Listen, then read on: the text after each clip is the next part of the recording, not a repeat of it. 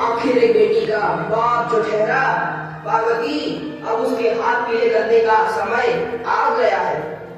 पर हमारी आनंदी तो अभी सिर्फ 9 साल की है। अभी तो उसके पढ़ने लिखने और खेलने कूदने के दिन हैं। देख पार्वती, लड़कियां पराया धन होती है और जितना जल्दी इन्हें घर से विदा कर दे उतना अच्छा है। कल से आनंदी की पढ़ाई लिखाई बंद। पर बाबू, इसमें मेरी क्या गलती है?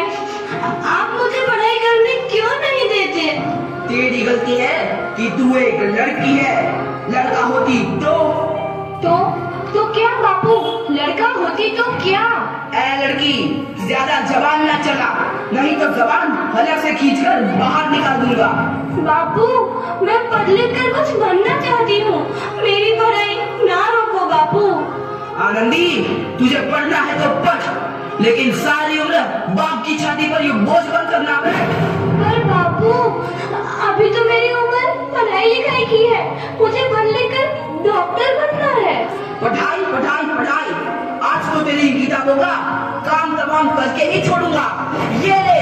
नहीं बाबू, मत छोड़ो बाबू। छोड़ी। नहीं बाबू, नहीं। बाबू, ये तुमने क्या किया? तुमने मेरी इन किताबों को ही नहीं फाड़ा बाबू, मेरी किस्मत फाड़ दी, मेरी किस्मत। ये कापी किताबें ना सिर्फ छोरों के हाथ में अच्छी लगती है, लड़कियों के हाथ में तो सिर्फ मेहंदी अच्छी लगती है, मेहंदी। पर बापू, मैं लड़की हूँ तो क्या हुआ? लड़का और लड़की तो हमारी दोनों आंखों के समान होते हैं। चुप कर आनंदी, और यह एहसान मान कि अब तक जिंदा है तू। कहीं बचपन में गला दबा कर मार दिया होता तो यह तेरी बकबक नहीं सुननी पड़ती आज। पर बापू, मुझे चूल्हा जलाना अच्छा ना लगे है। देख छोरी, जितना जल्दी हो तू चूल्हा जलाना सीख ले, उतना ही अच्छा है तेरे लिए। और हाँ, तेरा ब्याह तो होगा, वो भी कल के कल। अगला जीवन है तुम्हारी यह कहानी। आंचल में है दूध और आंखों में है पानी। मुझे माफ कर दे बेटी, तेरे बापू के जिद के आगे मेरी एक न चलेगी। माफ कर दे बेटी, मुझे माफ कर दे। इस प्रकार मात्र 9 वर्ष की छोटी उम्र में आनंदी का विवाह गोपाल राव जोशी से हो गया। बाल विवाह एक सामाजिक कुरीति है और इस कुप्रथा का शिकार होना पड़ा आनंदी को। 5 वर्ष बाद आनंदी 14 साल की हो गई है। उसके घर एक शिशु ने जन्म लिया है। देखते हैं आगे क्या हुआ। देखिए ना, इसे क्या हो गया है? इसका माथा तो अंगार की तरफ तप रहा है। इसे तो बहुत तेज बुखार है। आप बिना कुछ भी बोलते हैं, दीजिए मुझे। माधव, जल्दी से वैद्य जी को बुला के लाओ। जी, अभी बुला के लाता हूँ। ये तुम क्या कर रही हो आनंदी? भगवान की विभूति लगा रही हूँ। बस करो आनंदी, ये सब अंधविश्वास है। अरे आप यकीन तो कीजिए, भगवान की कृपा से इसका माथा ठंडा हो रहा है और बुखार भी उतर गया है ना बाबू? देखिए, दीजिए मुझे। उठो बाबू, आंखें खोलो, तुम्हें तुम्हारी माँ बुला रही है। आंखें खोलो, देखिए ना इसे क्या हो गया है। आंखें भी नहीं खोल रहा। आंखें खोलो बेटा। आप चुप क्यों है? आंखें खोलो बेटा, आंखें खोलो। आनंदी, हमारा बेटा कभी आंखें नहीं खोलेगा। नहीं, ऐसा नहीं हो सकता। मेरे बेटे को मुझसे कोई नहीं छीन सकता, कोई नहीं छीन सकता। पागल मत बनो आनंदी। माधव,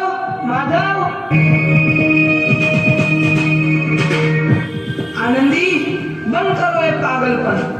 भगवान ने मेरा बच्चा छीन लिया। भगवान ने नहीं, तुम्हारी अशिक्षा और अंधविश्वास ने तुम्हारा बच्चा छीना है। अगर तुम पढ़ी लिखी होती तो आज हमारा शिशु जीवित होता। तुम अनपढ़ थे आनंदी, अनपढ़। नहीं, अब मैं अनपढ़ नहीं रहूंगी। नहीं रहूंगी मैं अनपढ़। मैं पढ़ूंगी ताकि कल किसी और आनंदी को इलाज के अभाव में अपना बच्चा ना खोना पड़े। शाबाश आनंदी, और यही तुम्हारे अपराध के लिए प्रायश्चित भी है।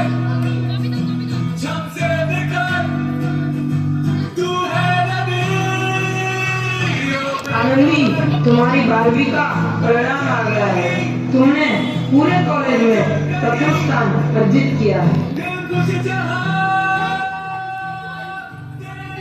आनंदी, तुम्हारी मेहनत रंग लाई है। तुम्हें शिक्षा वृत्ति मिली है। ये लो तुम्हारे अमेरिका जाने की टिकट। मुझे शिक्षा वृत्ति मिल गई, मैं अमेरिका जा रही हूँ। पर ये सब मैं अकेले कैसे कर पाऊंगी? आनंदी, अपने आप को इतना कमजोर क्यों समझ रही हो? फिर इतना पढ़ने लिखने का क्या फायदा? तुम अभी गवार की गवार नहीं हूँ मैं अब गवार।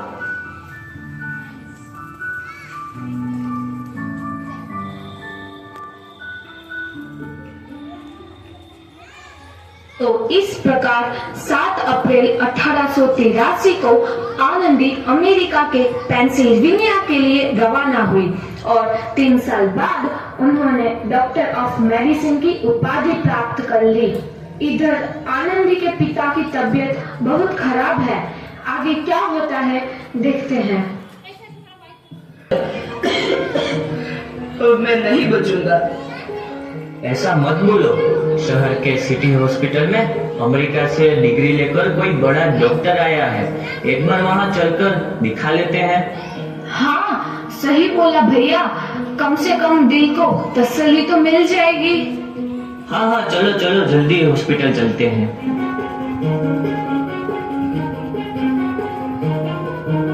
इस मरीज की हालत तो बहुत ही खराब है। कोई चमत्कार ही इसे बचा सकता है। ऐसा मत बोलो भाई। डॉक्टर साहब कब तक आ जाएंगे? लो आ गई डॉक्टर मैडम। डॉक्टर मैडम, जल्दी देखिए, मरीज की हालत बहुत ही खराब है।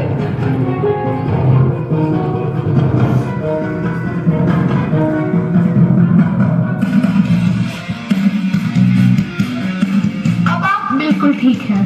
मौत के मुंह से आपको बचाया है डॉक्टर मैडम ने। डॉक्टर साहब ने मुझे बचा लिया। मुझे मिलना है डॉक्टर साहब से। डॉक्टर साहब नहीं, डॉक्टर मैडम बोलो। डॉक्टर मैडम, उन्होंने ही तुम्हें जी। मैडम, मिल लो उनसे। डॉक्टर मैडम, आपका बहुत बहुत धन्यवाद। आपने मेरी जान बचाई। इसके बदले में मैं गरीब भला आपको क्या दे सकता हूँ? वचन चाहिए मुझे कि कभी ये नहीं कहोगे कि लड़कियां कुछ नहीं कर सकती। वचन? ये कैसा वचन? अरे श्यामलाल, तुमने पहचाना नहीं? तुम्हारी बेटी आनंदी। आनंदी? मेरी बेटी आनंदी? डॉक्टर? हाँ बापू, वही आनंदी जिसके लिए बचपन में तूने चूल्हा और दूल्हा के अलावा कुछ नहीं सोचा था। आनंदी, आनंदी मेरी बेटी, मुझे माफ कर दे। मैं तेरा गुनहगार हूँ बेटी। नहीं नहीं बापू, वही आनंदी जिसके हाथ पीले करके तुम उसकी सारी जिंदगी काला कर देना चाहते थे। माफ कर दे मुझे मेरी बच्ची, माफ कर दे। मैं तेरा अपराधी हूँ मेरी बच्ची, माफ कर दे। नहीं बापू, मैंने तो तेरा एहसान चुकाया है। याद है ना अपना एहसान जो बचपन में तुमने मुझ पर किया था? ताने सुना सुना कर जीते जी मार डाला था मुझको। अब बोल, और किस किस को मारेगा? आनंदी बेटी, मुझे माफ कर दे मेरी बच्ची। मैं तेरा गुनहगार हूँ। बापू, आपने ही तो बोला था किताबें सिर्फ बेटों के हाथ में अच्छी लगती है, बेटियों के हाथ में तो सिर्फ मेहंदी। बेटों और बेटियों में फर्क करना तो आंखों में फर्क करने समान है। एक का पढ़ना और दूसरे का ना पढ़ना सामाजिक अंधकार है बापू, सामाजिक अंधकार। उपकार मांगता हूँ मैं तुझ जैसी बेटी का। इससे सारी उम्र तुझसे कुछ ना मांगा। मांगा तो सिर्फ बराबरी का दर्जा। वरना सच तो यह है कि मैं तेरी माफी के लायक भी ना हूँ। मुझे बाप तेरी बराबरी कर सके उसके मैं लायक भी ना हूँ मेरी बेटी, लायक भी ना हूँ। अपने बापू को क्या माफ नहीं करोगे आनंदी? माफ कर दो आनंदी, माफ कर दो। सुबह का भूला यदि शाम को घर लौट आए तो उसे भूला नहीं कहते। प्रकार आनंदीबाई जोशी ने अपनी मेहनत और अटूट इरादे से न केवल भारत की पहली महिला डॉक्टर बनी, बल्कि आगे चल के उन लड़कियों के लिए सुनहरा रास्ता दिखा गई जो जीवन में कुछ करना चाहते थे।